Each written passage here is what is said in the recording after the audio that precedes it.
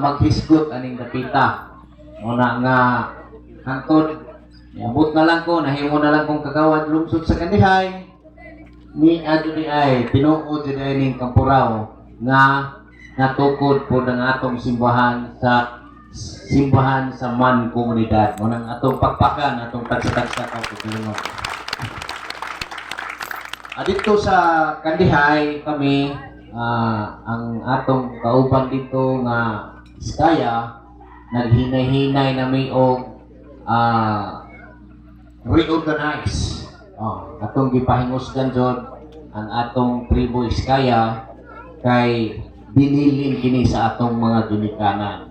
Naguna-una bitaw kung mag-unsa po ko na si Iskaya. Pero dili di ay ngano binilin kini sa atong kaapuhan ug gikan pa sa atong mga Binisaya kuan og hero bayani kinagalog na sa man wa na Beresagi ko no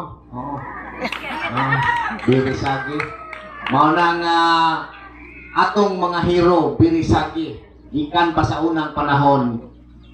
Pasalamat ka nga hangtod karon naa gihapon ta bisan og gigukod gilutos mahimo ganing di katakaila og kinsa nga atong kagalingon ngano gitudloan ta sa kalain-laing doktrina diining kalibutana. Pero pasalamat ka nga gitagna nga kining maong grupo magpabilin hangtod sa kahangturan. At least nga ni ako mag-encourage ko ninyo nga ang atong tribo Iskaya uban sa atong simbahan Man komunidad ato juding himuon nga lig-on. Kay mao ni gibilin sa atong mga ginikanan. In behalf kay gihimo man ko nga IP coordinator ug binisayo na to ako may tigpahiluna bahawa man ko'y ranggo pero tigpahiluna ko sa atong mga igsuon nga mga Iskaya. Tigpahiluna ka.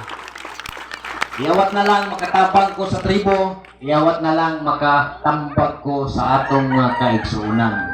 Dili lang dinhi sa Kampuraw kung tibuok natong kauban sa tribo Iskaya kay mao kanigibilin sa atong mga ginikanan ug kanigibilin sa atong mga katiguangan. Mao ni panagna ug si kagawad Video Palaka paistoryahon